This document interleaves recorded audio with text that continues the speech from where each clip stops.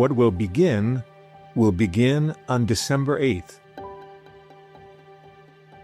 This puzzling message, which Sister Barbara heard in her heart, came to surprising fulfillment just a few months later. On December 8th, 1975, Father Francis Marino, Sister Barbara Brennan, and Sister Carol Vaccariello stepped into St. Mary's House of Prayer in Corning, New York, united by one simple longing: to live the liturgy, to be rooted in the Eucharist, and to follow Mary's humility, faith, and service. It was not a grand plan, just a vision of a way of life offered entirely to God.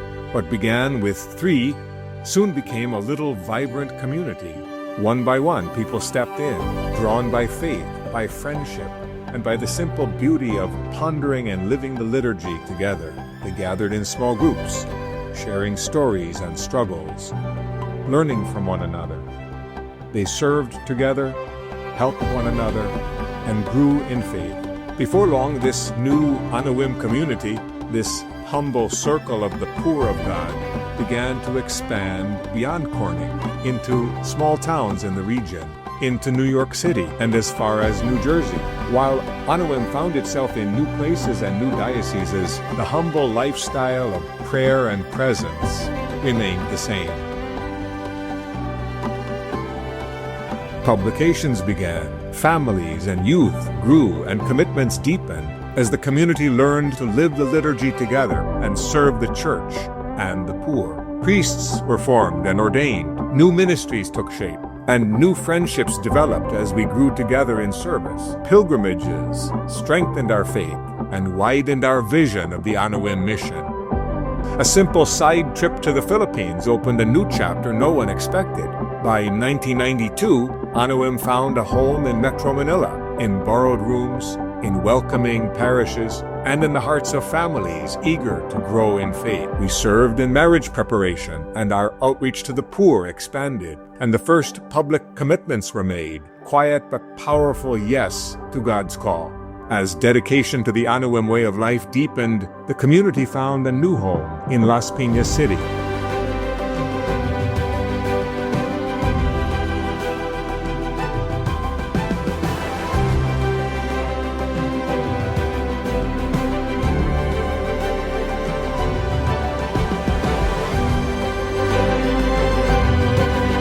By the next decade, Anawim had planted its roots, and slowly the community continued to learn what it meant to live this calling together. Formation deepened, commitments grew, and a steady rhythm of prayer, service, and shared life began to take shape. Teachings, seminars, retreats, weekends of formation, pondering groups, all these helped people live the way of life that had started in the early years. My ordination to the priesthood in 2001 was something of a milestone, a sign that God wanted our community to persevere and grow in the Philippines.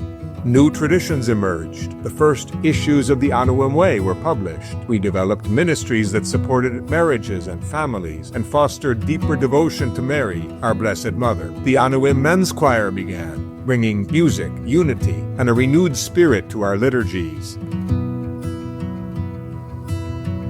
We began an outreach to those who needed new or improved homes. These were also the final years of Father Francis, a time when he quietly completed his mission after serving as a priest for over 50 years.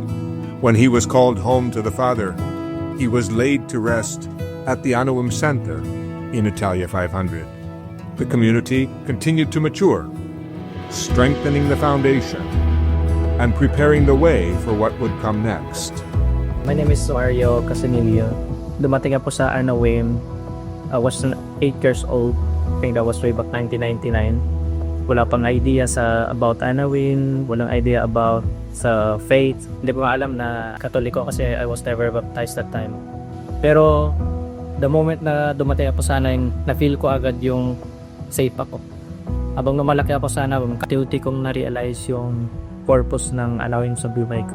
Kahit pa kung marami akong mga rebellious na mga ginagawa, pero andyan pa rin yung Anawim. Lalo na si Sister Barbara, Sister Carol, Sister Shirley. Sila yung tumayo tunay na nanay. So lagi sinasabi ng sister sa akin na Your mother is in heaven. She's watching you, she's protecting you, guiding you. Hanggang ngayon, hindi ko yun makalimutan. Pagpasok ko pa lang na yung life experience mo na kaagad yung way of life ng Anawim. Very simple siya, but very rich and faith. So, Anawim will teach you how to become humble in front of the Creator. Sobrang thankful ako sa Anawim. Kung anong meron akong nais, it's because of Anawim. So, very thankful ang Anawim sa yung nagbigay sa akin ng book. Ako si Rowena Gimano, kilala bilang si Winnie. Nagpapasalamat ako kay Sister Barbara at kay Father Daniel dahil naging kabilang ako dito sa Anawim. Karoon ako ng kaalaman sa salita ng Diyos, sa spiritual ng Panginoong Diyos. Tinanggap nila ako bilang isang kaisa sa kanila ng Anawim Community Associate. Nagpapasalamat ako kay Sister Barbara at kay Father Daniel. Happy anniversary. Then came a decade that tested everyone. Church doors closed, but the Anawim life did not stop. Every night, the online evening rosary gathered people from different homes with different struggles, yet one heart. Our formation moved online. We began to offer digital versions of the Anawim way, and the Anawim charism became available to more people than ever before. We expanded our distribution of relief goods, or ayuda, to the poor. It was a difficult season for everyone, with sickness, uncertainty, and the loss of people we loved. In the midst of it, the community said goodbye to Sister Barbara, a gentle and strong pillar whose life touched so many.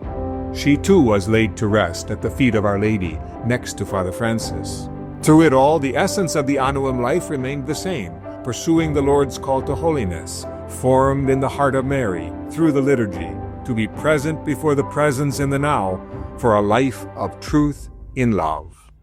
Let me add a final thought. When we pray the Rosary after 5 decades of pondering the mysteries, we usually add the Salve Regina, the Hail Holy Queen. Why? Because we know that even though we finish praying, we're still living in this valley of tears and we still need the intercession of Mary. And as we go forward through all the joys and sorrows of life, we seek the intercession of Mary, our Queen Mother, our joy, our sweetness, and our hope.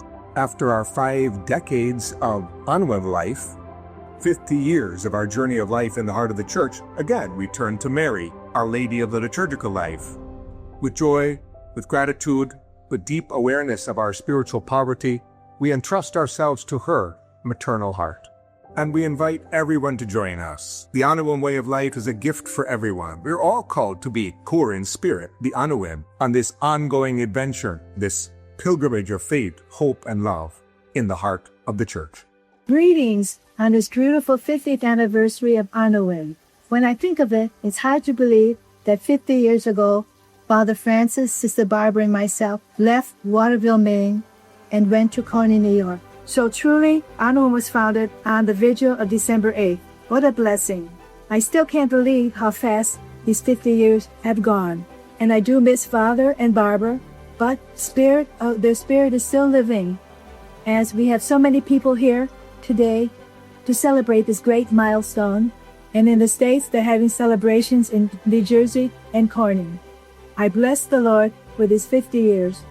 And I don't know, I'm sure I won't be here for the next 50 years, but whenever the Lord wants me, I'll be buried right there with Father and Sister Barbara. My place is there. I often go to look and pray for them, and I say, someday, Lord, I'll be resting with you.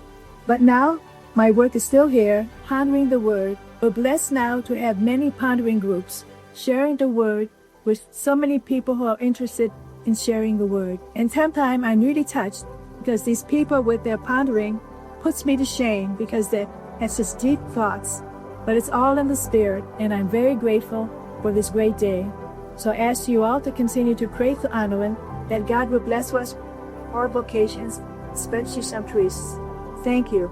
Happy anniversary to all the Anawim people and their friends. God bless you all.